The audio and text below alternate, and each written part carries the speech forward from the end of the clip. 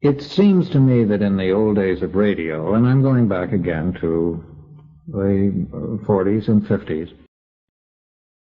the executives, whether men like Guy Della Chappa or Harry Ackerman or whomever, were men with an experience in and a feeling for the theatrical end of the business as opposed to the business end of radio. There was a wonderful meeting of the minds when you went in and said you wanted to do such and such a kind of show. They could picture and understand and either agree or disagree with what you had in mind, but they knew what you were talking about.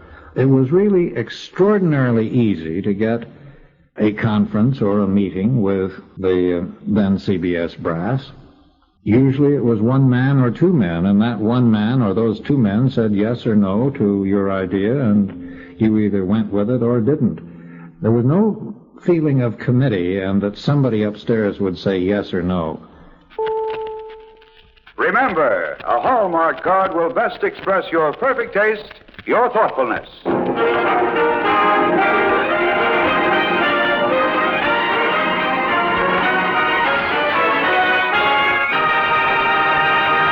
The makers of Hallmark greeting cards bring you tonight a dramatic tribute to Thanksgiving, Why Keep Your Heart in Cold Storage, starring Van Heflin.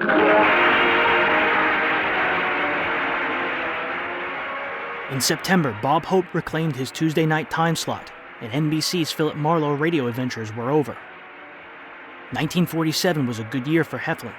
Green Dolphin Street hit theaters in November. It co-starred Lana Turner and was that year's biggest MGM hit. You know, we all have so many troubles and spend so much time thinking about them all year long. It's a real pleasure to pause on Thanksgiving Day and think of the many, many blessings we have to be thankful for. And among the greatest blessings we have are our friends and loved ones. On Thanksgiving, he guest starred on an episode of Radio Reader's Digest called Why Keep Your Heart in Cold Storage. The sending of Christmas cards. It was well received. This year, if you want to send cards that are recognized for their beauty and distinction, and by the wonderful way they have of saying what is in your heart, the store that carries Hallmark cards. And now to preside over our program, here is your Hallmark host, Les Tremaine.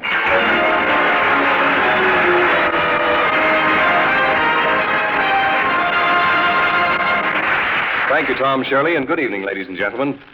Tonight we bring you a star whose life reads like an adventure story. South America, Mexico, Honolulu, Alaska, the South Seas, the Orient, all have been ports of call for Van Heflin. And then he saw still more of the world during his 3 years in the Air Corps and came back to thrill American movie audiences in such pictures as Till the Clouds Roll By and Possessed. And Van, we're happy to have you with us tonight. You know, we've been told that the sort of movie part you like is something good and something different. Well, we believe our story tonight just fits your prescription. Yes, it does, Les. Even the title, Why Keep Your Heart in Cold Storage. By the way, that advice might very well lead to Hallmark cards. You're ahead of me, Van.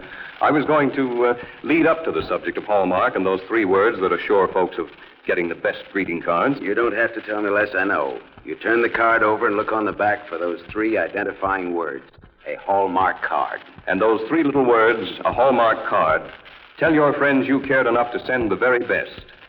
Ladies and gentlemen, the makers of Hallmark greeting cards bring you a wonderful story of one man's Thanksgiving as they present on the Reader's Digest radio edition, Why Keep Your Heart in Cold Storage, starring Van Heflin.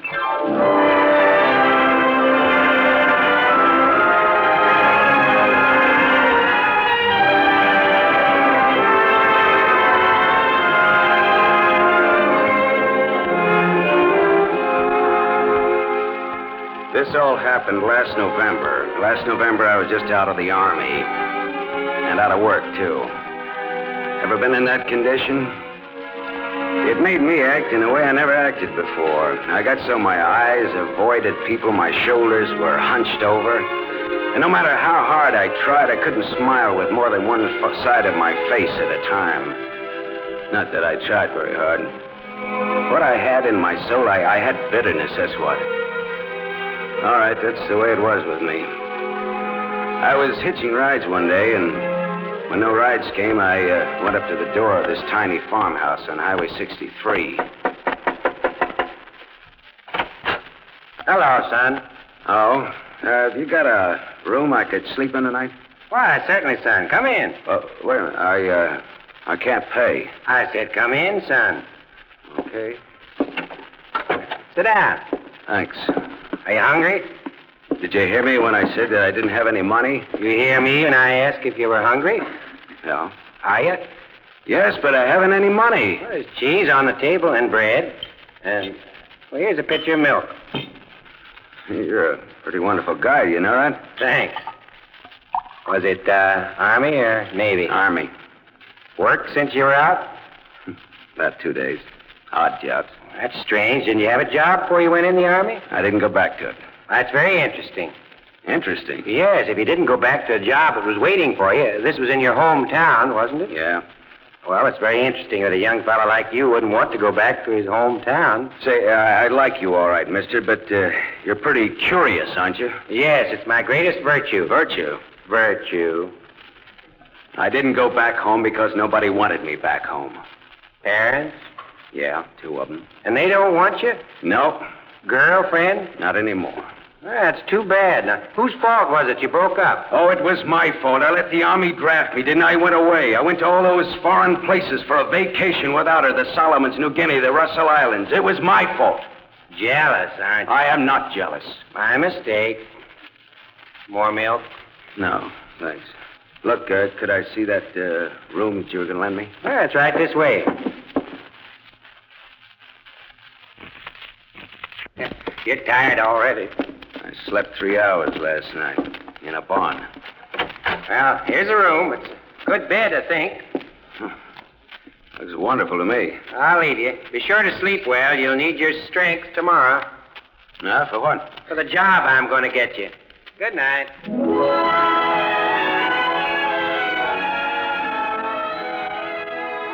But MGM would no longer allow Heflin to play Marlowe. He continued to appear on radio into the 1950s. It was hot, boiling hot that night. I wanted to grab a beer and turn in early. So what happens? I get my beer, but with it comes a gunshot, a beautiful woman in trouble, and murder. From the pen of Raymond Chandler, outstanding author of crime mysteries, CBS presents his most famous character, brought to you now in The Adventures of Philip Marlowe. A new Hollywood agent, Ray Stark, went to work for Chandler in 1948. And in September, a revived Philip Marlowe series began a 2-year run on CBS, this time starring Gerald Mohr. Mohr played King Leopardi in the summer series version of The King in Yellow. He'd done movie work, but his face was basically unknown to most radio listeners. There was a rough desert wind blowing into Los Angeles that evening. Chandler preferred his voice, which he thought packed more punch. Through the mountain passes and curl your hair and make your nerves jump and your skin itch. On nights like that, every booze party ends in a fight, and meek little housewives feel the edge of a carving knife and study their husbands' necks. Anything can happen when the Santa Ana blows in from the desert. I closed up my office early. I got tired of reading Philip Marlowe, private investigator, backwards on the ground glass of my office door. So I locked up and decided a nice cold beer would taste good before I went up to my apartment. Norman Macdonnell was in charge of the production. Yeah, Marlin's a fish. I would truly enjoy going back to the old days of being completely involved in radio. There was a marvelous feeling of going home after you finished your day's work and indeed finished your program and sitting down and saying, boy, I liked what happened today. I liked the show we did. I feel good about it. And being able to sit there sometimes, if it was tape delay or something, and hear your own show was a great sense of satisfaction. The beauty, of course, was that the next morning you got up and started on the script for the following day or 2 days later or 5 days later, and you were starting a whole new world all over again, which you wanted to deliver in 3 days and had to be confined to 29 minutes and 30 seconds. And this, I think, was the beauty of radio. Chandler made a list of suggestions for the show's writers. Don't always let Marlowe have the last word. Don't make him utter knee-jerk wisecracks. Don't let him gloat. For the most part, Mohr's Marlowe always got the last word, added quick one-liners, and gloated. CBS paid Chandler $250 per week, roughly $3,000 today. That amount was raised to $400 if the series found a sponsor, which it briefly did with both Wrigley's Spearmint Gum and Ford. On CBS, Marlowe took up the commercial slack with product placement. Cars were Nash's, gas stations pumped Mobile, Phil reached for Johnny Walker and Lifesavers candy. As he drove around L.A., he found a handy way to keep track of addresses, their proximity to an Arthur Murray dance studio. Even Chandler got a plug in the hairpin turn. Hey, Buster, where's the phone? Oh, right over there, sir. Good book? Huh? Oh, yeah, great. Chandler's new one, you know. Chandler.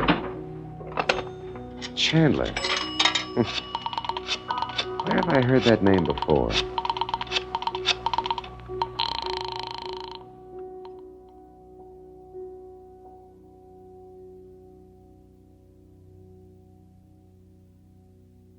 On April 11th, 1950, William Conrad subbed for Gerald Mohr.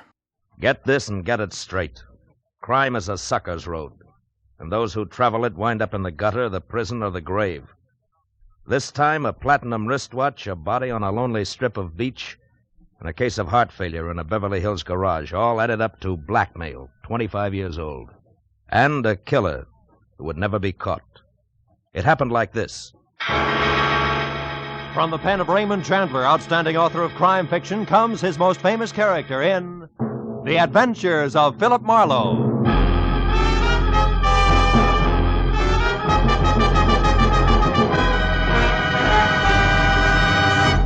In just a moment, tonight's story. But first, a message from the Ford Dealers of America.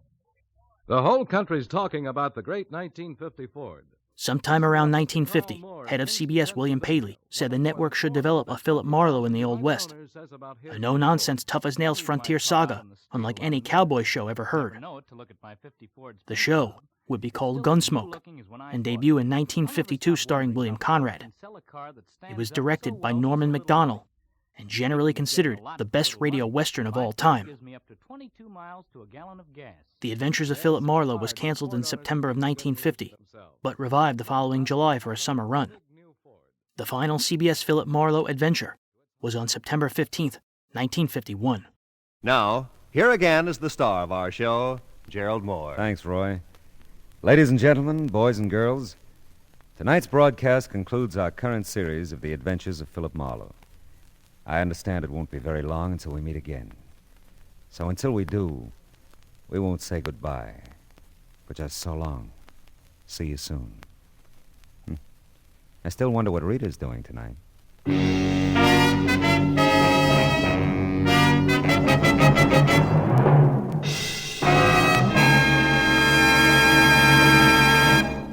Lovable, laughable My Friend Irma, starring blonde Marie Wilson, is back on CBS Radio Sunday evenings now. She'll move in tomorrow night at most of these same CBS radio stations, bringing her skeptical roommate, Jane, her permanently jobless boyfriend, Al, Professor Kropotkin, and all the others. Be listening for My Friend Irma tomorrow night, won't you? That address again? Why, sure. CBS, the star's address, where you always hear the best at CBS, the star's address, CBS. Stay tuned now for Gangbusters, which follows immediately over most of these same CBS stations. And remember, Steve Allen is here with songs for sale every Saturday on CBS Radio. Roy Rowan speaking. This is the CBS Radio Network.